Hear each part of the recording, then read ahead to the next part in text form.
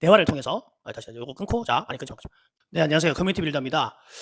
여러분 혹시 모임 같은 데 나가거나 이렇게 해 보시다 보면 무슨 말을 해야 될지 모르겠어요. 어떻게 대화를 이끌어 나가야 될지 모르겠어요. 이런 고민 해 보신 적 있으신가요? 제가 모임을 18년 동안 운영하고 그다음에 모임을 활동을 여러 가지 해 보면서 깨달은 바가 있습니다. 중요한 것은요. 말을 많이 하는 것이 아닙니다. 그 방법에 대해서 제가 세 가지로 정리했습니다. 한번 이야기 들어보시기 바라겠습니다. 첫 번째입니다. "무슨 일 하세요?" 하는 질문에서 끝내지 마시고 그 사람의 경험에 대해서 질문하십시오. 우리가 첫 이렇게 모임을 나가거나 아니면 사람을 만나면요. 보통 다 하는 질문이 그겁니다. 뭐 "몇 살이세요?" 이런 것도 물을 수 있겠지만 저는 조금 실례라고 생각을 하고요. 오히려 "어떤 사업 하세요?" 아니면 "어떤 일 하세요?" 이렇게 많이 묻습니다. 그런데 그 이후에 할 수 있는 대화가 좀 끊어지는 경우가 많아요. 보통 이렇게 나오겠죠. "무슨 일 하세요?" 저는 무슨 일을 합니다." 몇 년 정도 하셨어요?" 몇 년 했습니다." 예, 그렇군요." 고 딴자리 가거나 정적이 흐르거나 하죠. 그러면 저는 이런 말씀 드리고 싶어요. 처음에는 당연히 그런 질문을 해야 됩니다. "어떤 사업하세요?" 아니면 "어떤 일 하세요?" 이렇게 물었습니다. 그러면 몇 년 차까지도 괜찮아요.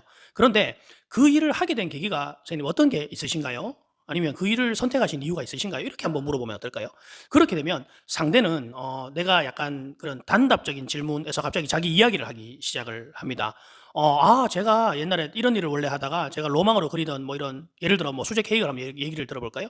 직장 생활을 하다가 뭐 수제 케이크나 이런 것들 제가 너무 좋아하기도 하고 스트레스를 풀려고 베이킹 수업이나 이런 걸 듣기 시작했습니다. 그런데 좋은 기회가 돼서 '나도 한번 창업을 해 볼까?' 그렇게 해서 그것이 벌써 몇 년이 이렇게 되었습니다. 그러면서 질문이 점점 더 늘어가겠죠. 그러면 이야기하는 상대는요. 내가 취조하듯이 질문한 게 아니기 때문에 더 신이 나서 이야기할 겁니다.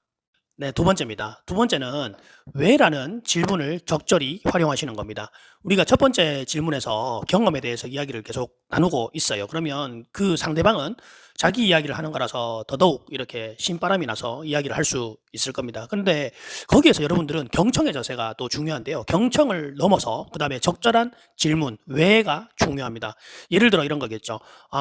그렇게 수제 케이크를 만들어서 이렇게 파셨는데 거기에서 그러면 지금 조금 더 집중하시는 부분이 어떤 부분인가요? 이런 질문을 통해서 그 사람의 목표라든가 그다음에 사업을 바라보는 관점이라든가 그다음에 조금 뭐 생각하시는 이런 조금 더 깊은 이야기들을 들어볼 수 있다는 겁니다. 그래서 질문을 하시고 그다음에 경청을 하시되 적절한 질문을 통해서 그 사람의 조금 더 내적인 이야기, 마음에 품고 있었던 이런 이야기도 끄집어낼 수 있는 그래서 대화를 좀 더 풍성하게 만들어 갈 수 있습니다.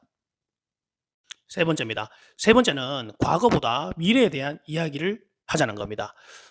이런 이야기죠. 지금 우리가 첫 번째, 두 번째를 넘어오면서 이야기가 아주 무르익고 있습니다. 그러면 우리가 조금 더 집중해야 될 부분은 앞으로 미래 설계가 어떻게 되는가, 이런 것에 대한 우리가 서로 사실 이루고자 하는 이야기를 서로 나눌 수 있다 하면 그것만큼 저는 기분이 좋은 건 없다고 보거든요. 그런데 주의하셔야 될 것은 너무 딱딱하게 질문하시면 안 됩니다. 뭐 1년 안에 목표가 어떻게 되냐, 그거 당황할 수 있거든요. 저도 그런 질문 받았는데 저 1년 안에 목표가 없어요.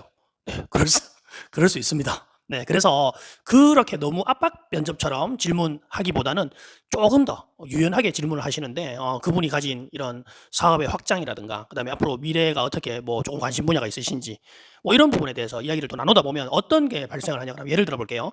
우리 대표님께서 그러면 지금 뭐 몇 년 안에 이렇게 조금 구상하시는 이런 발전된 방향이 있을까요? 이렇게 물었을 때 그러면 그분이 저는요. 앞으로 거래처를 뭐 한 20군데 정도 늘리고 싶은 생각이 있는데 거기에 핵심이 되는 직업은 또 이런 겁니다. 그러면 제가 가진 인맥 풀에서 그 핵심이 되는 직업군이 있습니다. 제가 또 이렇게 아주 관계가 좋거나 제 인맥 풀에 있어요. 그렇게 되면 어떻게 될까요? 신뢰가 바탕이 된다 그러면 좋은 연결까지도 만들 수 있는 겁니다. 네, 그래서 이렇게 세 가지 질문을 통해서 대화를 더욱 풍성하게 만들어갈 수 있는 것입니다. 오늘 이야기 또 마무리해 보겠습니다. 오늘의 주제는요. 대화를 통해서 호감을 얻는 법에 대해서 말씀을 드렸고요. 거기에서 가장 중요하게 쓰이는 질문 기법 세 가지를 말씀드렸습니다. 첫 번째는요. 경험에 대해서 이야기를 하라는 겁니다. 그 상대방이 경험에 대해서 이야기를 할수록 이야기는 훨씬 더 풍성해지고 상대방은 더욱더 이렇게 호감을 느끼게 되어 있습니다.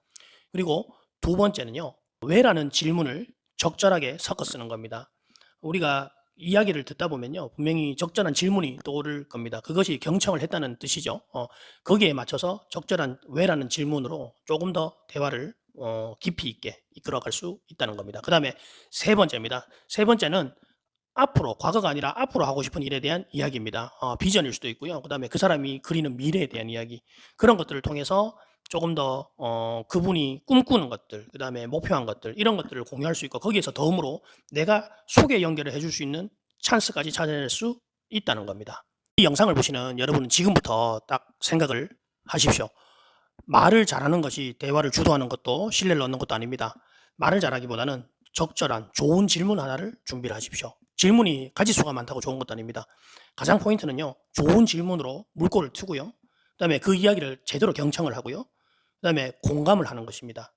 그다음에 적절한 다시 질문을 해서 이야기를 더욱더 꽃피울 수 있는 게 좋은 방법입니다.